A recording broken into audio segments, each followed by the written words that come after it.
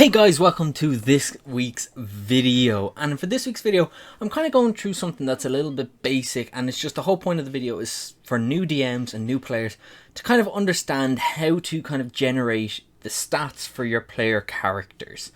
I'm going to go through the three basic ways of doing it, and then at the end of the video you can decide which one you want and let me know in the comments which one you use or if there's any different ones that you do use. So the first one we're going to discuss is standard array. And how standard array works is you get 6 numbers that are predetermined, or a predetermined array of numbers chosen by the DM. Typically, the ones that would be used are 15, 14, 13, 12, 10, and 8. Now, your DM might use a different selection of 6 numbers, it's up to them, but those 6 tend to be the ones you choose. And then essentially what you do is, as players, you choose one number to represent each stat. So you might put the 15 into your wisdom if you're going to be a cleric, say, or you might put the 15 into your dex if you're going to be a rogue or a dexterity based fighter. Now there are some advantages or pros to this one, and that would be that it's simple, it's quick, it's balanced, and your lowest stat will always be an 8. This does have some downsides in that there's very little customization to it, but one of the downsides is 15 will be your highest base stat, so it's a little bit low. But there are some people who this method is really good for, and that is new players. People who don't quite understand the mechanics or how Dungeons and Dragons quite works yet.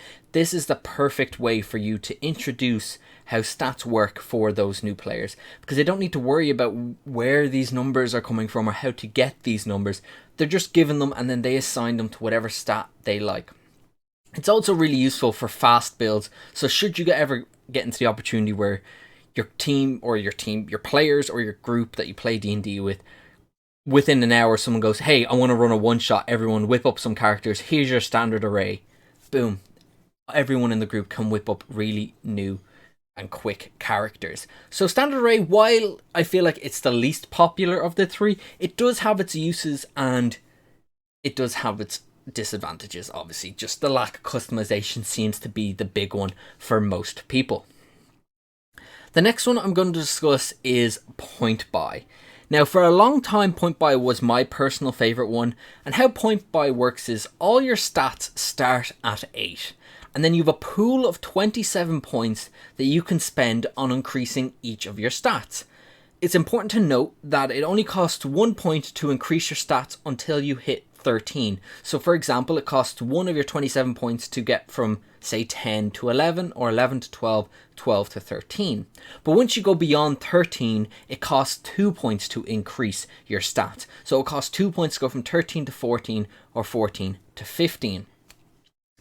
Once again, there are pros to this one. It does kind of create balanced parties amongst the players. No one's going to be extremely powerful, but no one's going to be extremely weak. It does offer a lot of customization because you can choose how your stats turn out. And also, your base stat's going to be 8, or you have a minimum of a base stat of 8. The cons, it can be a little bit confusing, especially for newer players, how to increase stats or decrease stats and where different stats can go and how to do it. It can be a bit confusing for newer players. It's also probably the slowest way to generate stats because a lot of people tend to overthink or put too much thought into increasing or decreasing certain stats. Also 15 is the max base stat you can get with point buy. This is a great method for experienced players because they know what they're doing. They'll be able to get through it a little bit quicker. It's not too bad for newer players, so I wouldn't recommend it nearly for a brand new player, but definitely players who have a little bit of experience, maybe their second character after they've been playing for a little while, with a little bit of guidance, they'll be able to get through a point buy build pretty easily. And then the people I feel like this is best for are your min-maxers, the people who want to focus on one thing that a character can do and they can do it really, really well. Point buy is absolutely perfect for them. For years I used point buy, and it was only maybe I say 2 or 3 campaigns ago, which might be 4 years, but I was playing for a long time before then, where we actually finally made our way over to this final format that I'm going to discuss. The final format is rolling. I feel like this is probably the most popular one, and it's actually now my favorite because of the results it offers. So how this works is there are a lot of methods of rolling. you know, so many people have their own different ways of doing it, their own different rules. But the basic one, or the kind of rule of thumb one, is essentially you roll 4d6 and then you drop the lowest number. So how that works is, if you were to roll 4d6s and say your numbers were 6, 4, 3, and 1, you would remove the 1 from the pool and then you add up the remaining numbers, which would give you a total of 13. And then 13 would become your stat. You take note of it, you write it down, and then wait, and essentially you repeat that process 5 more times until you get 6 stats. Now, there are a lot of different ways to do it. Some people do it 7 times. Some people let you reroll ones. Depends how generous your DM. But that's the general consensus. You roll 4d6, you get rid of the lowest number, add them up, and that will be one of your stat numbers. Why is this one good? It gives you possibility of getting more than 118 on a stat at level 1. It's really fun watching everyone around the table rolling their stats together. It's a pretty exciting thing, and it can be absolutely chaotic. You could end up with a character who's got, say, 3 18s and like 3 6s, completely one, like a 50-50 build, and that could be just fun for combat but also role-playing moments. The cons: you could end up with more than 1 3. You could get 3s if you were to roll all 1s. Another con is this is a little bit slow, much like point buy. It takes a little while to roll the dice, but it's a fun method. A lot of old school gamers, I feel, use this one because I feel like it's one of the more original ways that stats kind of came around. And I feel like another thing is it's probably the best for creating really unique characters.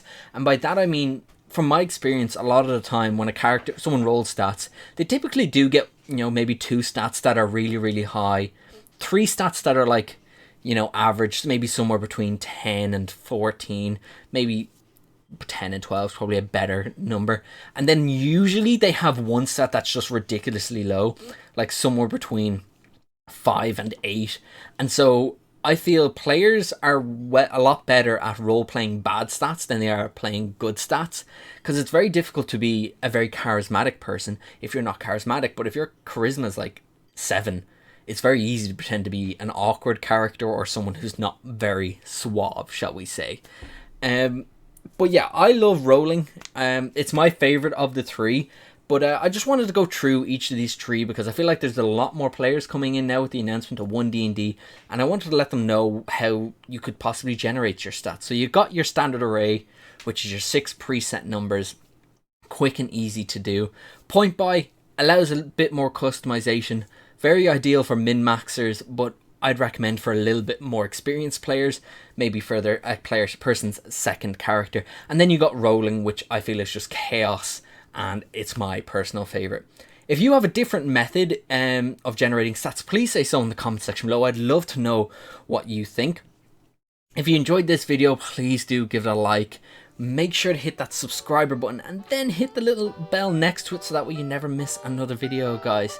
I really hope you enjoyed this. I hope you have an amazing week of D&D sessions, and I'll catch you all in the next video.